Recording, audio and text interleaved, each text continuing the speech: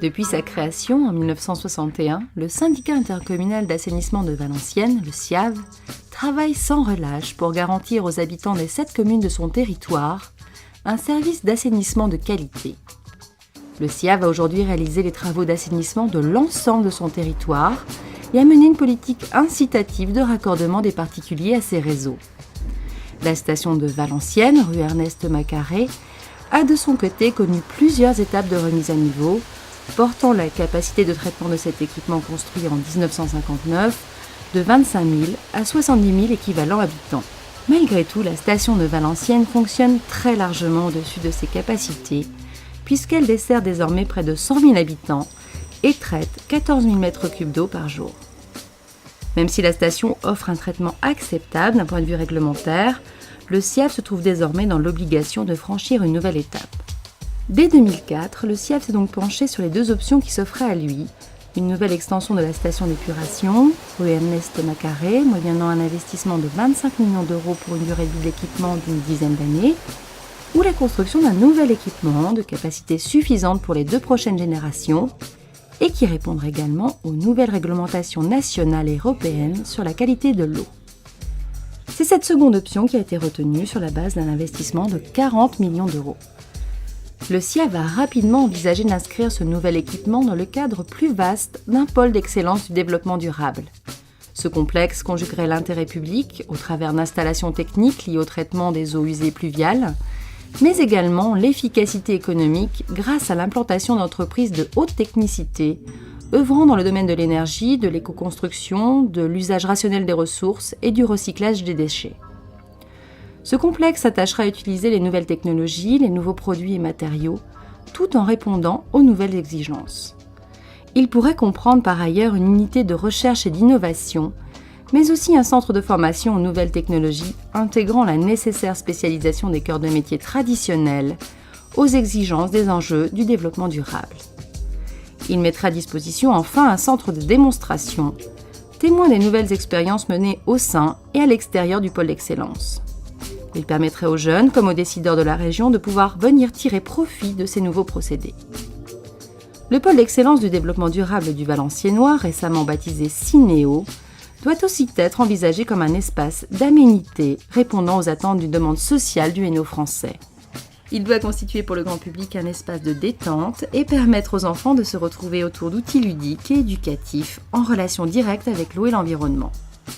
Le SIAV s'est porté acquéreur auprès de la ville de Valenciennes d'un terrain qui se détache par ses qualités pour l'accueil d'un tel site environnemental. Situé au cœur des marais de l'Épée, entre l'Escaut et la voie de chemin de fer, cette parcelle de 23 hectares offre toutes les conditions favorables à l'implantation d'un pôle d'excellence du développement durable. Une importante surface disponible, un éloignement important de toute habitation, une excellente accessibilité par voie d'eau, par la route et par le rail, la présence à proximité d'un incinérateur de déchets ménagers, d'une unité de récupérateur et de broyage des métaux et d'une unité de banalisation de déchets hospitaliers. L'avancée de ce projet ambitieux se formalise également par la mise en place d'une méthode de travail. Des séminaires ont été organisés avec les représentants des collectivités locales, des associations, des entreprises et du monde agricole de l'arrondissement, ainsi que les partenaires de l'éducation nationale.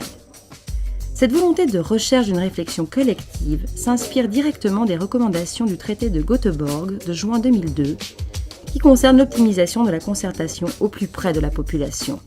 Cinéo, pôle d'excellence du développement durable, a véritablement pour vocation à devenir un espace cherchant à répondre de façon optimale aux enjeux du développement durable du XXIe siècle, et notamment pour ce qui concerne les enjeux liés au réchauffement climatique, à la protection de la biodiversité et à la préservation de la ressource en eau. Cinéo intégrera en premier lieu une nouvelle unité de traitement des eaux usées du SIAV.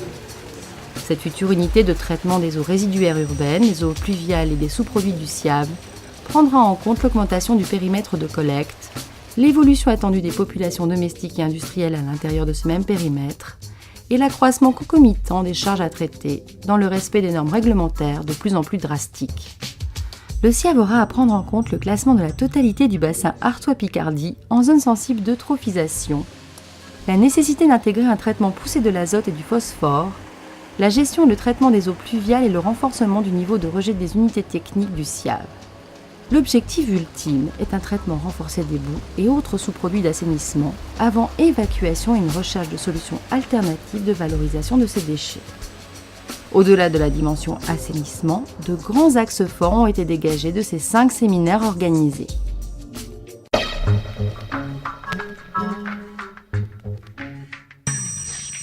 Il apparaît évident désormais que le développement durable passe par une sensibilisation du public à cet enjeu majeur du XXIe siècle. Du plus petit au plus grand, de l'enfant qui doit apprendre à devenir éco-citoyen, à l'adulte qui doit assumer sa part de responsabilité.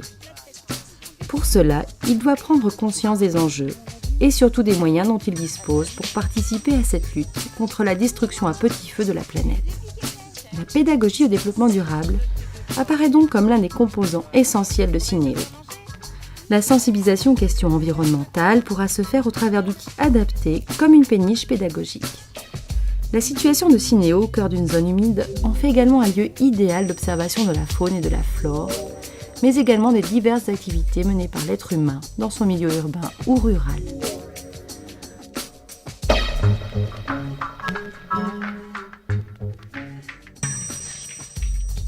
Synéo offre une opportunité de créer autour de lui de nouvelles filières en formation initiale ou continue. Elle permettrait une continuité entre les métiers d'ingénierie, les métiers de technicité et les métiers d'exécution, mais aussi la réinsertion des demandeurs d'emploi et l'organisation de chantiers d'insertion pour les publics les plus en difficulté. Un collège de l'environnement spécialisé dans le développement durable pourra voir le jour, ainsi qu'un centre de formation pour les élus, les techniciens des collectivités, les chefs d'entreprise et les responsables d'associations, qui se formeraient ainsi tout au long de leur vie professionnelle.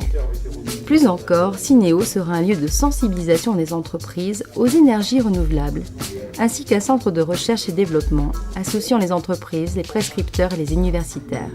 Toutes ces opportunités pourront être étudiées conjointement par l'Éducation nationale, le ministère de l'Écologie, du Développement durable et de l'Aménagement durable, le ministère du Travail, de l'Emploi et de la Formation professionnelle, le Conseil régional Nord-Pas-de-Calais et des acteurs déjà investis dans le Valenciennois.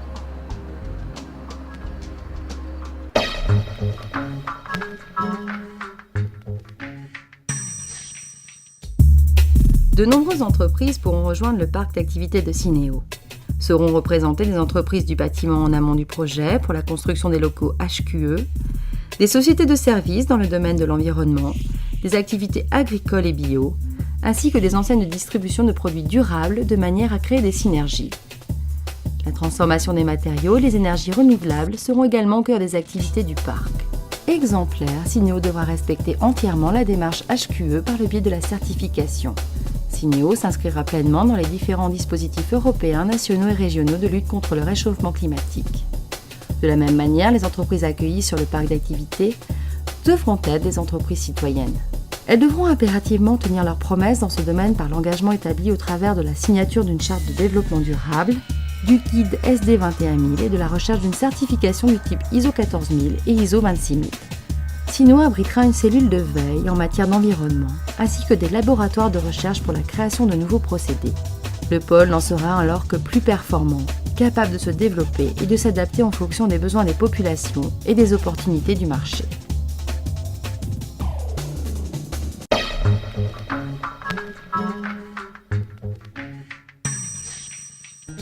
L'ESCO devra être à la fois le mode de transport de demain, un espace de loisirs et de tourisme, grâce à l'aménagement de ses berges, à la création d'un petit port fluvial, mais aussi un outil pédagogique à part entière, grâce à l'organisation de classes d'eau ou de croisières sur l'ESCO. La possible utilisation du canal comme mode de transport pose la question de la massification du transport, avec en filigrane l'utilisation de la voie ferrée toute proche. En effet, ce mode de transport apparaît comme essentiel dans le cadre de la réduction des émissions à gaz à effet de serre. La mise en place de la taxe carbone devrait inciter l'ensemble des acteurs économiques à modifier leur comportement dans ce sens. Aujourd'hui, le fluvial constitue plus que jamais une alternative incontournable, surtout lorsque l'on sait que la capacité de chargement d'une péniche équivaut à celle de 30 à 70 camions. Et maintenant, les séminaires de travail ont permis d'échanger sur cet ambitieux projet qui s'est enrichi au fur et à mesure des rencontres. Aujourd'hui, afin de poursuivre dans cette dynamique, une association de préfiguration est en cours de constitution. Elle aura pour objet de fédérer les acteurs institutionnels, économiques, associatifs, de la formation, de l'éducation et du monde agricole, en vue de la création d'un pôle d'excellence du développement durable. Constituée de membres fondateurs et de l'ensemble des personnes désireuses de s'investir dans ce projet, l'association poursuivra le travail entrepris au sein de 5 collèges. Collectivités locales et institutions, associations, monde économique, enseignement-formation, monde agricole. D'ici fin 2007, les ateliers de travail permettront de définir le contenu exact de Synéo, son territoire de compétences. Dès janvier 2008, un plan d'action à échéance 2015 pourra ainsi être proposé. Ensemble, engageons-nous en faveur du développement durable, mettons dans la préservation de l'environnement toute notre énergie.